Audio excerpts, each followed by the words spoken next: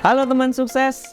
Jika pada video sebelumnya kita membahas tentang teknologi apa aja sih yang kita gunakan untuk membuat sebuah website, dan kita mengenal yang namanya HTML, Hypertext Markup Language.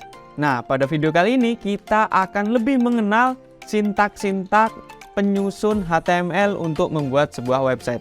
Nah, maka kita kembali lagi ke aplikasi text editor teman-teman semuanya. Di sini saya menggunakan Visual Studio Code. Silakan teman-teman buka kembali source code sebelumnya.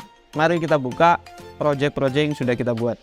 Nah, kemarin kita telah belajar tag yang namanya title dan p atau paragraf, membuat sebuah paragraf. Nah, kalau kita lihat lagi di bagian hasilnya di websitenya, di sini ada title-nya belajar HTML dan di screen-nya ada Hello World. Nah, pada video ini kita belajar yang namanya tag baru, heading. Nah, heading itu adalah untuk membuat sebuah tulisan yang lebih besar dari tag paragraf tadi. Nah, di sini ada beberapa heading, ada beberapa tingkatan dari H1, H2, H3, H4, H5, H6. Nah, apa aja sih perbedaannya? Mari kita coba terlebih dahulu. Nah, jangan lupa kita taruh tag H1, H2 dan seterusnya itu di dalam tag body atau tubuh, maka dia agar bisa tampil di layar. Nah, sini kita buat tag H1 terlebih dahulu. Kita isi dengan isian heading 1.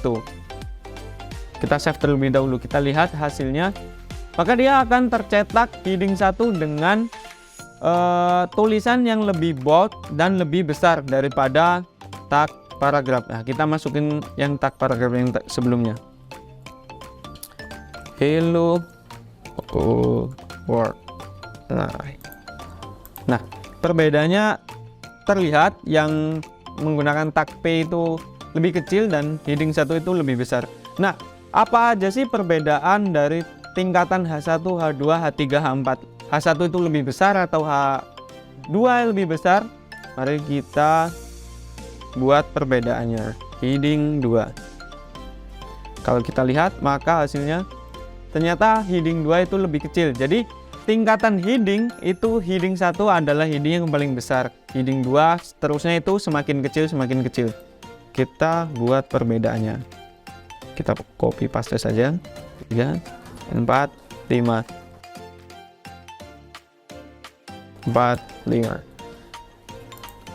Nah, maka akan terlihat perbedaannya heading 1, heading 2, heading 3, heading 4, dan heading 5. Nah, ini tadi tag H yang bisa kita pakai untuk membuat sebuah judul tulisan atau judul sebuah website yang akan kita gunakan membuat website.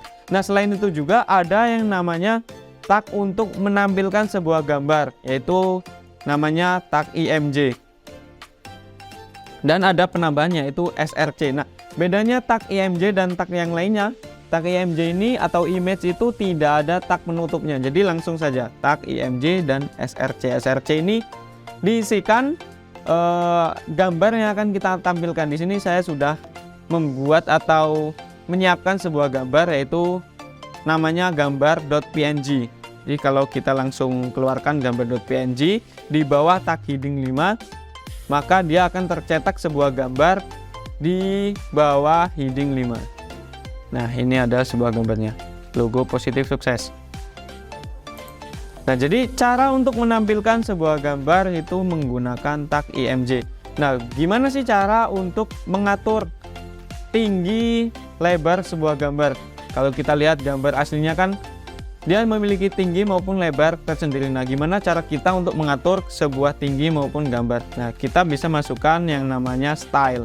Style ini untuk mengatur gambar, mengatur warna dan sebagainya. Nah, di sini ada yang namanya height atau tinggi. Nah, ini kita bisa masukkan atau bisa kita inisialisasi tingginya mau berapa gambar yang akan kita cetak di layar. Contoh di sini 50 pixel. Nah, jadi satuan di style itu biasanya menggunakan pixel. Dan lebarnya kita taruh 50 pixel, maka dia akan seharusnya yang tercetak kotak. Nah, di sini 50 pixel. Nah, gimana kalau terlalu kecil? Bisa kita tambahkan lebarnya menjadi 100. Tingginya biarkan dia menyesuaikan dari lebar, maka dia akan menjadi lebih besar. Jadi ketika kita mencetak sebuah gambar dan kita ingin mengaturnya, bisa kita menambahkan style di dalam tag img atau image. Ini bisa kita sesuaikan kebutuhannya, mau 100, 150, 300 dan sebagainya, itu dia akan menyesuaikan sesuai dari yang kita masukkan. 150. Nah, semakin besar pixel yang kita masukkan, maka gambar yang tercetak akan semakin besar. Nah, kalau untuk mendekor atau mengubah warna, mengubah background dan sebagainya dalam sebuah teks, bisa juga kita masukkan style juga di dalam tag P atau headingnya. Contoh nih, hello world, kita akan mengubah warnanya menjadi warnanya merah gitu. Kita masukkan style dan di dalam tag P dan kita masukkan color warna merah menggunakan bahasa Inggris. Maka tag P yang tadinya berwarna hitam atau defaultnya berwarna hitam, dia berubah menjadi warna merah. Begitupun seterusnya jika kita akan mengubah-ubah warna, background dan sebagainya atau ukuran di dalam sebuah tag HTML, kita bisa menambahkan yang namanya style dan di dalamnya kita bisa menambahkan juga apa yang akan kita ubah. Nah, mungkin cukup pada video kali ini, singkat tapi semoga kamu bisa mendapatkan manfaatnya dan bisa kamu aplikasikan untuk belajar HTML. Terima kasih, jangan lupa like, komen, dan subscribe video ini dan channel Positif Sukses. Assalamualaikum warahmatullahi wabarakatuh.